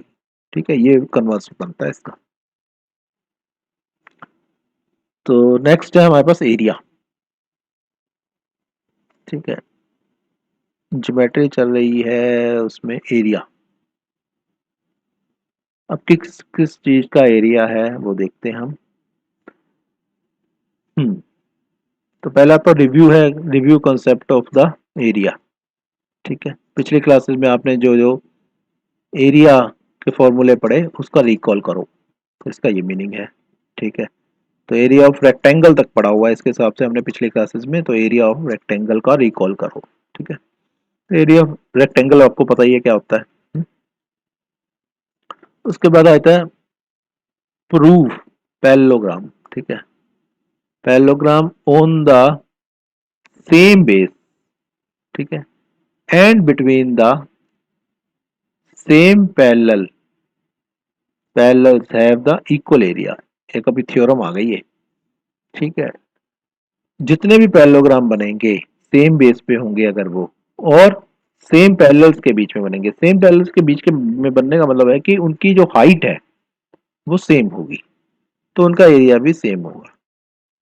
ठीक है, मतलब अगर दो पैरेललोग्राम, हम सिंपलीफाई कर लेते हैं इसको, अगर दो पैरेललोग्राम ऐसे हैं जिनका बेस सेम है और जिनकी हाइट भी सेम है, तो वो उनका एरिया भी सेम होगा। ठीक है, तो फॉर्मूला क्या होता है पैरेललोग्राम का? ठीक है, पैरेललोग्राम का एरिया का फॉर्मूला क्या होता है? ठीक है, ये पता होना चाहिए आपको। ठीक है, उसमें क्या क्या इन्वॉल्व रहता है? बेस और हाइट ही इन्वॉल्व रहते हैं जनरली। ठीक है, जनरली क्या है ही है वो तो बेस और हाइट से आपका एरिया निकल जाता है पैरेललोग्राम का। अगर बेस सेम होगा दो पैरेललोग्राम का और हाइट सेम होगी तो एरिया भी सेम होगी, सिंपल है। दूसरा देखते हैं हम क्या है, triangles on the same base. ठीक है, अब हम ट्राइंगल की बात कर रहे हैं, सेम बेस के ऊपर ट्राइंगल्स हैं, मान लो दो, इक्वल बेस कह रहा है ना, and between the same height, between the same parallel, between the same parallel का मतलब ये है कि सेम हाइट। ठीक है, equal to area, equal in area. अब ट्राइंगल, कोई भी ट्राइंगल है उसका एरिया क्या होता है? Half into base into height. ठीक है, बेस सेम कर दिया, हाइट सेम कर दी, तो एरिया भी सेम होगा। ठीक है, तो इसका काम यही खत्म हो जाता है। नेक्स्ट है हमारे पास सर्कल्स। ठीक है, अब हम सर्कल में देखते हैं हमारे सिलेबस में क्या है। एरिया खत्म हो गया, तो पहला क्या है? एग्जाम्पल की हेल्प से, थ्रू एग्जाम्पल्स। ठीक है, arrive at definition of circle. सबसे पहला क्या है? डेफिनेशन ऑफ सर्कल, एग्जाम्पल की हेल्प से, एंड रिलेटेड कॉन्सेप्ट्स। ठीक है, अब रिलेटेड कॉन्सेप्ट्स में क्या टर्म्स हैं जो सर्कल के अंदर? रेडियस क्या होता है, ठीक है, सर्कमफ्रेंस क्या होती है? तो रेडियस तो आपको पता ही है, सेंटर से लेकर सर्कमफ्रेंस तक एक सिंगल लाइन जो है वो रेडियस है। ठीक है, और डायमीटर क्या है? सर्कमफ्रेंस टू सर्कमफ्रेंस, अगर आप दो पॉइंट्स को ज्वाइन कर देते हो। ठीक है, और सेंटर से पास होनी चाहिए वो लाइन, लेकिन तो वो है डायमीटर। मतलब डायमीटर क्या है? टू टाइम्स रेडियस होता है। सर्कमफ्रेंस क्या है? पूरी जो गोलाई है, बाहर का घेरा है जो सर्कल का, वो है सर्कमफ्रेंस। देन डायमीटर बता दिया मैंने आपको। देन कोड क्या है? ठीक है, अब मान लीजिए आप सर्कमफ्रेंस पर दो पॉइंट्स को ज्वाइन करते हो। ठीक है, तो उसको बोलेंगे हम कोड। तो डायमीटर भी एक कोड है, लेकिन डायमीटर सबसे बड़ी कोड है। ठीक है, diameter is longest code in a circle. ठीक है, क्योंकि सेंटर से पास हो रही है। कोड जो है जरूरी नहीं है कि सेंटर से पास हो। अब आर्क क्या है? अब सर्कमफ्रेंस को आपने, सर्कमफ्रेंस पूरा क्या है? थ्रू 360 डिग्री का एंगल रहता है सर्कमफ्रेंस में। अब उसमें काट लो दो पॉइंट्स कोई भी। ठीक है, तो उसको बोलेंगे हम आर्क। ठीक है, जैसे मान लो सेमी सर्कल भी एक आर्क है। ठीक है, आपने दो सर्कल को डिवाइड कर दिया हाफ हाफ में, सेमी सर्कल बन गए दो, तो semi circle is also an arc. इससे समझ सकते हैं हम। आर्क छोटी हो सकती है, वो छोटी हो सकती है। ठीक है, अब सीकेंट क्या है? ठीक है, सेक्टर क्या है? सेगमेंट क्या है? ठीक है, सब टेंडर एंगल क्या है? ठीक है, तो ये टर्म्स और हैं, थोड़ा सा इसको डायग्राम की हेल्प से आप समझोगे तो इजीली समझ आ जाएगी। जो इजीली बताने वाली बातें थी वो मैंने बता दी आपको, समझने वाली बातें अब ये डायग्राम की हेल्प से आपको समझनी पड़ेंगी, क्योंकि थोड़ा थोड़ा डिफरेंस है सब में। ठीक है, जैसे मैं आपको बताऊं, अगर जैसे कोड है, कोड तो किसी सर्कल को दो सेगमेंट्स में डिवाइड कर देती है। ठीक है, तो कोड क्या है, दो सेगमेंट्स में डिवाइड कर देगी। अब सबटेंडेड एंगल, ठीक है, एंगल कहाँ बनता है, ये सेंटर पे बनता है सबटेंडेड एंगल। ठीक है, अब हम बात करें सेक्टर की, तो सेक्टर क्या करेगा, सेंटर से जो एंगल सबटेंड होगा तो वो क्या करेगा, एक पर्टिकुलर एरिया को घेरेगा, तो उसको बोलते हैं हम सेक्टर। ठीक है, तो इस तरह से टर्म्स हैं ये सारे, लेकिन ये आप डायग्राम की हेल्प से समझोगे ना तो बहुत इजीली आपको समझ में आ जाएंगी। ठीक है, आपको बस याद रखना कि ये सब टर्म्स हमने समझनी है। ठीक है, इनका यूज होगा आगे, तो ये बेस बन गया इसका इसमें आपको। अब पहला क्या है इसमें, इक्वल कोड ऑफ सर्कल। ठीक है, इक्वल कोड of circle, subtend, equal angle at the centre. ठीक है, तो कोई दो कोड्स हैं मान लो, दो कोड्स हैं। ठीक है, तो वो क्या करेंगी, अगर हम उनके दोनों पॉइंट्स को सेंटर से ज्वाइन करें। ठीक है, दो कोड्स कैसी हैं, इक्वल है लेंथ में। ठीक है, एक सर्कल लो, उस पर दो कोड्स बना दो, एक कोड बना ली हमने ए बी, दूसरी कोड बना ली सी डी। ठीक है, दोनों अपोजिट डायरेक्शन में है। ठीक है, लेकिन कंडीशन क्या है, उनकी लेंथ इक्वल है। तो एक ने एंगल बनाया सेंटर पे कितना, ए ओ बी, दूसरी ने बना दिया सी ओ डी। ठीक है, तो हमने ये प्रूव करना है angle A O B is equal to angle C O D, बस। दूसरा देखते हैं, the perpendicular from the centre of the circle. ठीक है, एक परपेंडिकुलर ड्रॉ कर लिया, कहां से, फिर सेंटर से स्टार्ट किया, टू द कोड, एक कोड ली, मान लो कोड तो हॉरिजॉन्टल है। ठीक है, और एक हमने इसको हॉरिजॉन्टल कोड के ऊपर एक परपेंडिकुलर ड्रॉ कर दिया सेंटर से इस कोड के ऊपर। ठीक है, तो बाइसेक्ट द कोड। ठीक है, कोड को बाइसेक्ट करेगा ये परपेंडिकुलर, ये प्रूव करना है। एंड कन्वर्सली, इसका उल्टा भी प्रूव करना है। ठीक है, the line drawn through the centre of the circle to the two bisect the code is perpendicular to the code, ये इसका उल्टा है, इसको प्रूव करना है। बहुत सिंपल है, एक सर्कल ड्रॉ करो, सेंटर लो। ठीक है, एक कोड ड्रॉ करो इस सर्कल में, हॉरिजॉन्टल कोड नीचे। ठीक है, अब इसके सर्कल के सेंटर से कोड के ऊपर एक परपेंडिकुलर ड्रॉ कर दो। ठीक है, तो ये प्रूव करना है कि जो परपेंडिकुलर है इस कोड को बाइसेक्ट करता है, मतलब बाइसेक्ट का मतलब क्या है, दो इक्वल पार्ट्स में डिवाइड करता है, बस ये प्रूव करना है। और दूसरे में क्या है, इसका उल्टा प्रूव करना है। चलो जी, अब हम बात करते हैं, थर्ड पे पहुंच जाते हैं हम। तो थर्ड में क्या है, there is one and only one circle possible through three given non collinear points. ठीक है, अब देखिए, पहली कंडीशन क्या है, जो पॉइंट्स है वो एक लाइन के ऊपर नहीं होने चाहिए। कोलिनियर क्या होता है, ऑन ए सिंगल लाइन। ठीक है, अगर आप ध्यान से समझो तो हम कोई ऐसा सर्कल ड्रॉ ही नहीं कर सकते जो तीन कोलिनियर पॉइंट से पास करे। ठीक है, दो कोलिनियर पॉइंट से तो हम सर्कल को पास करा सकते हैं, लेकिन तीन से नहीं पास करा सकते। ठीक है, तो ये तो कॉमन सेंस हो गई। ठीक है, अब कहता है कि तीन पॉइंट्स ऐसे हैं जो नॉन कोलिनियर है। ठीक है, तो हम ऐसा सर्कल ड्रॉ करना चाहते हैं जो तीनों में से पास करे। पास करने का मतलब क्या है कि जो सरकमफ्रेंस है वो लाई करे इन तीन पॉइंट्स के ऊपर। तो वो हमने ये प्रूव करना है कि वो यूनिक सर्कल होगा, एक ही सर्कल होगा, दूसरा कोई सर्कल नहीं होगा।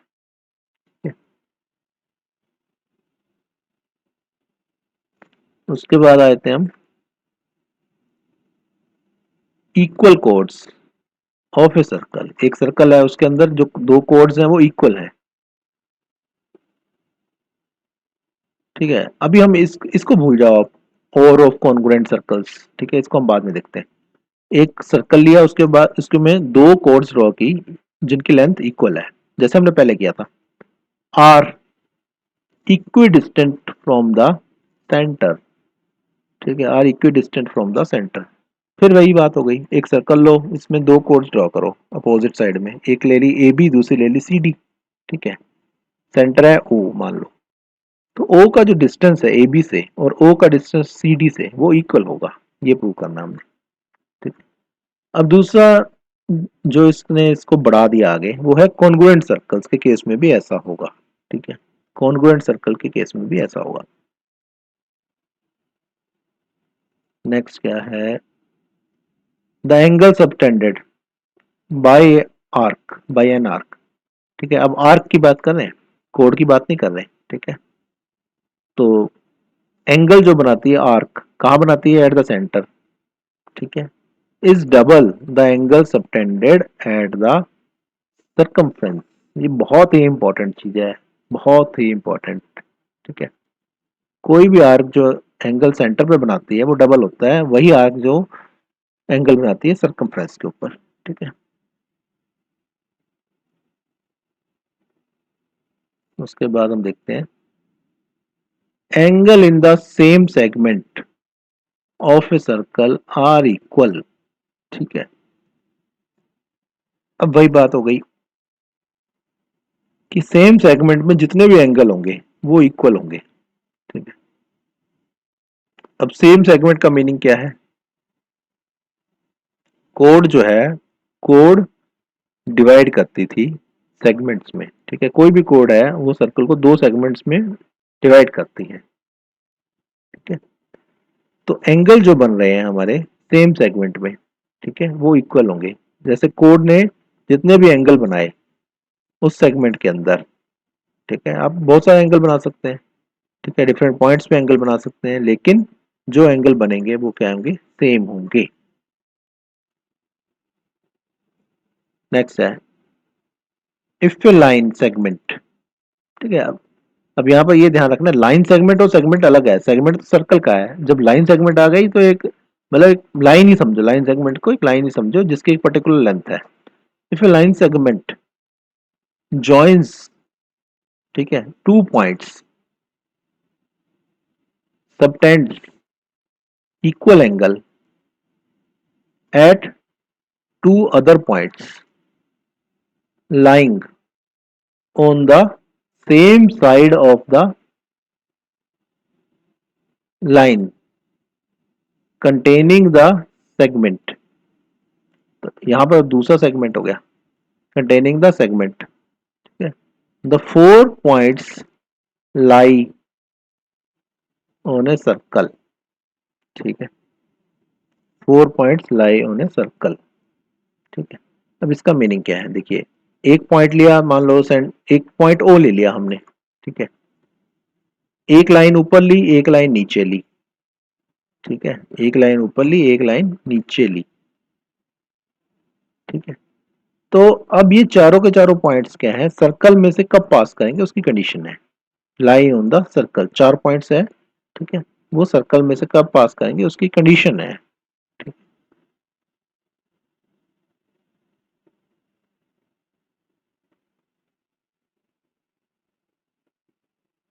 नेक्स्ट करते हैं हम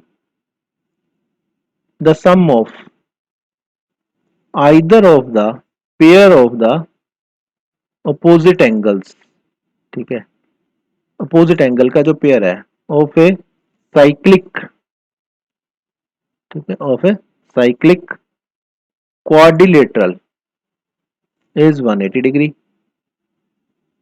और इसका कन्वर्स भी प्रूव करना है, ठीक है। अब सबसे पहले साइक्लिक क्वाड्रिलेटरल होता क्या है, ठीक है, तो एक सर्कल के अंदर जो क्वाड्रिलेटरल होता है, सर्कल के अंदर वाला जो क्वाड्रिलेटर है उसको हम बोलते हैं साइक्लिक क्वाड्रिलेटरल।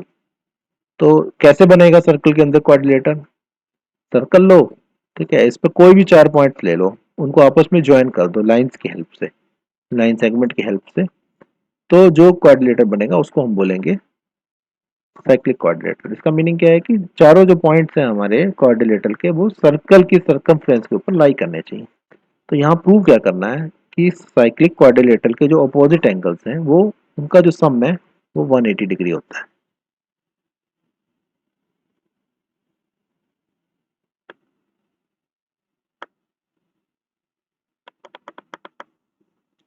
नेक्स्ट है कंस्ट्रक्शन।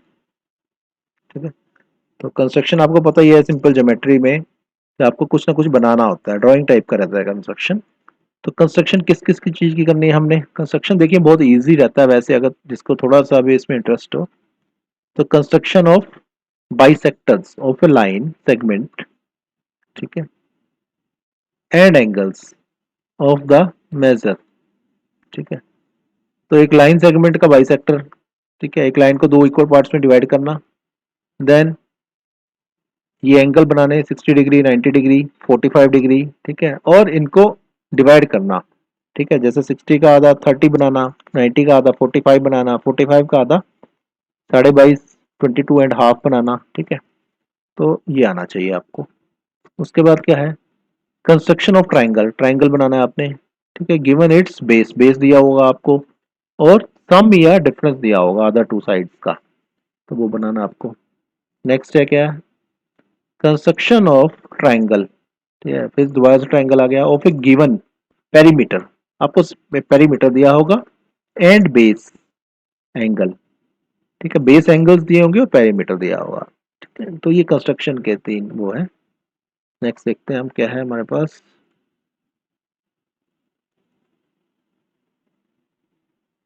अब आए थे मेंसुरेशन। मेंसुरेशन मतलब मापना, किसी चीज को मेजर करना। ठीक है, तो वहां पर जो एरिया था और यहाँ पर एरिया थोड़ा सा डिफरेंट है। वहां पर जो एरिया था हमारा वो कॉन्ग्रुएंसी से रिलेटेड हो गया था। यहाँ पर जो एरिया है वो मेजरमेंट से रिलेटेड एरिया है। ठीक है, एरिया हमने फाइंड आउट करना है न्यूमेरिकली। सबसे पहले एरिया में देख लेते हैं हम क्या है। Area of A triangle. ठीक है, यहाँ फॉर्मूले आपको याद रखने पड़ेंगे। Area of A triangle using Heron's formula. Heron's formula से आपको एरिया निकालना है। ठीक है, हीरोन्स फॉर्मूले से एरिया निकालना है। उसके बाद इसका एप्लीकेशन पार्ट है एरिया ऑफ क्वाड्रिलेटरल। ठीक है, तो सबसे पहले हीरोन्स फॉर्मूला आपको याद रखना है। ठीक है, और उससे आपको एरिया निकालना है। Then surface area and volume. Surface area and volume, अब किस किस चीज का सरफेस एरिया है? देखिए, सरफेस एरिया और वॉल्यूम जब भी बात आ गई तो इसका मतलब है सॉलिड्स में आ गए हम। ठीक है, जब खाली एरिया रहता है तो प्लेन फिगर रहती है वो। ठीक है, जैसे ट्राइंगल एक प्लेन फिगर है, प्लेन है। ठीक है, लेकिन सरफेस एरिया और वॉल्यूम का मतलब है कि थ्री डायमेंशनल में आ गए हम। Surface areas and volumes of cubes. ठीक है, क्यूब का निकालना है। अब क्यूब में क्या रहता है? क्यूब की सारी साइड्स इक्वल होते हैं एक दूसरे के। उसके बाद क्यूबॉइड। ठीक है, क्यूबॉइड का निकालना है। देन स्फीयर्स का निकालना है। स्फीयर किस तरह के रहते हैं? स्फीयर बॉल है जो हमारी सिंपल, ये हमारी स्फीयर है। ठीक है, स्फीयर होलो हो सकता है, स्फीयर सॉलिड भी हो सकता है। उसके बाद हेमिस्फीयर्स। स्फीयर को काट दो बीच में से, हेमिस्फीयर्स जैसे सेब को काटते हैं, तो हेमिस्फीयर बन गया, तो हेमिस्फीयर का area. Then right circular cylinder का एरिया। ठीक है, सिलेंडर पता ही है आपको कैसा होता है। ठीक है, कोन का एरिया, तो कोन कैसा होता है? जैसे वो बर्थडे कैप होती है, वो कोन है। ठीक है, कोन तो वैसे ही पता लग गया आपको, आजकल कोन्स आने लग गए हैं बहुत ज्यादा। ठीक है, आइसक्रीम वाला कोन है। नेक्स्ट है हमारे पास स्टेटिस्टिक्स। ठीक है, स्टेटिस्टिक्स एंड प्रोबेबिलिटी। सबसे पहले हम स्टेटिस्टिक्स को देखते हैं। अब स्टेटिस्टिक्स है क्या? देखिए, पहले समझ लीजिए थोड़ा स्टेटिस्टिक्स में क्या रहता है। देखिए, जैसे मान लो हम जनगणना करने जा रहे हैं, सेंसस करने जा रहे हैं, तो वहां पर क्या होगा? हम घर घर जाएंगे। ठीक है, पता करेंगे मेल कितने हैं, फीमेल कितने हैं, उसकी एज कितनी है। ठीक है, बच्चे कितने हैं, पढ़ते हैं नहीं पढ़ते हैं। तो ये क्या है? डाटा है। ठीक है, जो हम कलेक्ट कर रहे हैं, तो डाटा कलेक्शन करेंगे सबसे पहले हम। उस डाटा को हम क्लासीफाई करेंगे। ठीक है, जैसे मैंने आपको बता दिया मेल कितने हैं, फीमेल कितने हैं। ठीक है, इस तरह से क्लासिफिकेशन ऑफ डाटा आ गया। फिर उसके ऊपर हम एनालाइज करेंगे। ठीक है, मान लो उनकी एवरेज निकालनी है। ठीक है, इस शहर में मेल्स की एवरेज क्या है? ठीक है, उनकी मेल्स की एज की एवरेज क्या है? तो ये क्या होगा? एनालिसिस करनी है हमने, स्टार्ट कर दी डाटा की। तो ये सब क्या है? ये सबको मिला के बनाते हैं हम स्टेटिस्टिक्स। ठीक है, तो it is different from static. तो जनरली लोग बहुत कंफ्यूज रहते हैं, स्टेटिक क्या है, स्टेटिस्टिक्स क्या है। स्टेटिक तो क्या है? जो हमारा कांस्टेंट है। ठीक है, जो मोशन में नहीं है। ठीक है, एक ही जगह खड़ा है, उसको बोलते हैं हम स्टेटिक। और स्टैटिस्टिक्स क्या है, स्टैटिस्टिक्स बिल्कुल डिफरेंट है स्टैटिक्स से। तो स्टैटिस्टिक्स में क्या है, it is a branch of mathematics which deals with data. ठीक है, डाटा के साथ डील कर रही है। तो सबसे पहले हम देखते हैं introduction to statistics. Introduction, then collection of data, आ गया कलेक्शन ऑफ डाटा, मैंने एग्जांपल दे दिया आपको। Then presentation of data, present कैसे करना है डाटा को, ठीक है, टेबल और फॉर्म में प्रेजेंट कर सकते हैं हम, ठीक है, टेबल की फॉर्म में, ठीक है। Then ungrouped and grouped data, ठीक है। तो कुछ तो ऐसा ही है, जैसे मान लो हमने हर एक की एज पूछी, हम नोट कर दे गए, शाम की इतनी, राम की इतनी, ठीक है, तो ये अनग्रुप्ड डाटा है। फिर हमने उसको ग्रुप्स में क्लासीफाई कर लिया, ठीक है, तो वो ग्रुप्ड डाटा आ गया। देन रिप्रेजेंट करना है तो बार ग्राफ, ठीक है, डायग्राम की फॉर्म में हमने बार ग्राफ, ठीक है, बड़े बड़े रेक्टेंगल होते हैं ना, जो खड़े वाले रेक्टेंगल होते हैं उसको बोलते हैं बार ग्राफ, ठीक है। हिस्टोग्राम भी वैसे ही होते हैं, ठीक है। तो हिस्टोग्राम क्या है, बार ग्राफ क्या है, ठीक है। अब नीचे वेरिंग बेस, वेरिंग बेस का मतलब है उनका बेस बदलते रहो, ठीक है, विद वेरिंग बेस लेंथ, ठीक है। देन उसके बाद है फ्रीक्वेंसी पॉलीगन, ठीक है, तो इन्हीं से बनता है फ्रीक्वेंसी पॉलीगन, इनके मिड पॉइंट्स को ज्वाइन कर दोगे तो फ्रीक्वेंसी पॉलीगन बन जाएगा। देन मीन मीडियन मोड, ठीक है, अब मीन क्या है, एवरेज होती है, ठीक है। मैं एग्जांपल देता हूँ मीन मीडियन मोड का, बहुत इजी एग्जांपल है, ठीक है।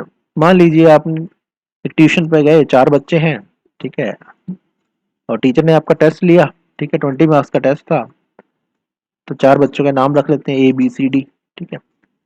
तो ए ने क्या है 10 मार्क्स, बी के आगे 15, सी के भी 15, डी के 20, ठीक है। डी होशियार है, बी और सी एवरेज है, ठीक है, ए बिल्कुल नालायक है। तो ए के 10, बी और सी के 15 और डी के 20। अब हम इनका मीन मीडियन मोड निकालते हैं, तो मीन कितना निकलेगा, ठीक है, सम कर दो सबको, 10 + 15 + 15 + 20, ठीक है, कितना हो गया, 10 + 30 40, 40 और 20 60, ठीक है। 60 को किससे डिवाइड करेंगे, मीन निकालना है ना, ठीक है, एवरेज निकालनी है। तो बच्चे कितने थे, 4 थे, 4 से डिवाइड कर दो, 60/4 इज इक्वल टू 15, ठीक है। तो ये आ गया मीन इज इक्वल टू 15। इसका मतलब है मीन का फॉर्मूला क्या हो गया, सम डिवाइड बाय नंबर, ठीक है, sum of values divide by number of values. Values कितना है, वैल्यूज का सम कितना है और वैल्यूज का नंबर कितना है। देन मीडियन क्या होगा, सबसे पहले इस डाटा को असेंडिंग ऑर्डर में अरेंज करना है हमने। तो असेंडिंग ऑर्डर क्या बनेगा, 10 15 15 20, ये हो गया असेंडिंग ऑर्डर बढ़ते क्रम में, ठीक है। अब बीच वाला लेना है, अब डाटा कितने हैं, 4 हैं, तो बीच वाले कौन कौन हुए, ठीक है, एक साइड का इधर का छोड़ा, इधर का छोड़ा, बीच में बी और सी रह गए। तो बी और सी की वैल्यूज क्या थी, 15 15, ठीक है। अब दोनों ही बीच वाले हैं, तो इन दोनों का सम करो, 2 से डिवाइड कर दो, उनका एवरेज निकाल लो, 15 + 15 / 2 15 ही आएगा। अब मान लो 3 होते, ए बी सी होता, डी ना होता, तब क्या होता, मीडियन। तो डी को हम गायब कर देते हैं, तो उस केस में क्या होता है, या हम मान लो गायब करते हैं, बी को गायब कर देते हैं, ठीक है, बी को गायब करते हैं, एक 15 वाले को उड़ा दो। तो ए सी डी 3 ही है सिर्फ, बी है ही नहीं, बी ने टेस्ट दिया ही नहीं। तो 10 15 20, तो इस केस में सिंपल होता है, मीडियन 15 ही आएगा, बीच वाला आएगा, ठीक है। 15 तो पहले भी आ रहा था, लेकिन दोनों 15 15 वाले थे। अब फिर दोबारा हम मान लेते हैं चारों हैं। तो मोड क्या होगा, तो मोड वो वैल्यू होती है जिसकी फ्रिक्वेंसी हाईएस्ट होती है, ठीक है। तो 10 वाला कितने हैं, एक है, 15 वाले कितने हैं, दो हैं, 20 वाला कितने हैं, एक है। फ्रिक्वेंसी सबसे ज्यादा किसकी है, 15 वालों की, क्योंकि वो रिपीट हो रहा है ना, दो है। तो यहाँ पर मोड क्या होगा, 15 होगा, ठीक है, दो नहीं होगा, टू नहीं होगा, मोड 15 होगा, ठीक है। जिसकी हाईएस्ट फ्रिक्वेंसी है, ठीक है, उसको लेना हमने, तो हाईएस्ट फ्रिक्वेंसी 15 की है, तो 15 इज मोड। तो ये हो गया mean median mode, simple example से। देन प्रोबेबिलिटी पे आते हैं, ठीक है। अब प्रोबेबिलिटी क्या होती है, प्रोबेबिलिटी होती है चांस, ठीक है, प्रोबेबिलिटी होती है चांस। जैसे मान लो मौसम विभाग प्रेडिक्ट करता है आज बारिश होगी, ठीक है, कितने परसेंट चांसेस है आज बारिश होगी, ठीक है। आपने पेपर दिया, ठीक है, तो आप सोचते हो कि कितने परसेंट चांसेस है कि मेरी फर्स्ट डिवीजन आ जाए, ठीक है, तो वो क्या है, प्रोबेबिलिटी है। तो प्रोबेबिलिटी की जो वैल्यू होगी हमेशा 1 से लेस होगी, 1 से लेस मतलब फ्रैक्शन में होगी। Highest value of probability is 1, मतलब 100% श्योर, ठीक है। तो प्रोबेबिलिटी में आपको थोड़ा सा जो समझना है प्रोबेबिलिटी के लिए, तो आपको दो तरह की एप्लीकेशंस आती है इसमें। एक तो आती है लूडो वाली डाई की, ठीक है, अब लूडो खेलते हैं उसमें डाई होती है, तो डाई अगर आपने देखा हो तो उसमें 6 फेस होते हैं टोटल, ठीक है, 1 से 6। एक पर 1 होगा, एक पर 2 होगा, 3 होगा, 4 होगा, 5 होगा, 6 होगा। तो जब भी आप डाई को छोड़ते हो क्या आएगा, 6 में से एक आएगा, ठीक है। तो प्रोबेबिलिटी क्या रहेगी वहाँ, 1/6। हर एक के आने की प्रोबेबिलिटी क्या है, 1/6। 1 आए उसकी 1/6, 2 आए उसकी भी 1/6, ठीक है। इसी तरह से दूसरा आपको नॉलेज होनी चाहिए ताश की, ठीक है। ताश मतलब जो कार्ड्स खेलते हैं हम, ठीक है। ताश खेलने आए या ना आए वो मैटर नहीं करता, लेकिन आपको नॉलेज होनी चाहिए, ठीक है। कार्ड्स कितने होते हैं, ठीक है, टोटल नंबर ऑफ कार्ड्स सबसे पहले ये पता होना चाहिए। फॉर एग्जांपल 52 कार्ड, जोकर को नहीं लेना, ठीक है। कहाँ से स्टार्ट होते हैं कहाँ खत्म होते हैं, ठीक है, ए से स्टार्ट होता है और 13 पे खत्म होता है।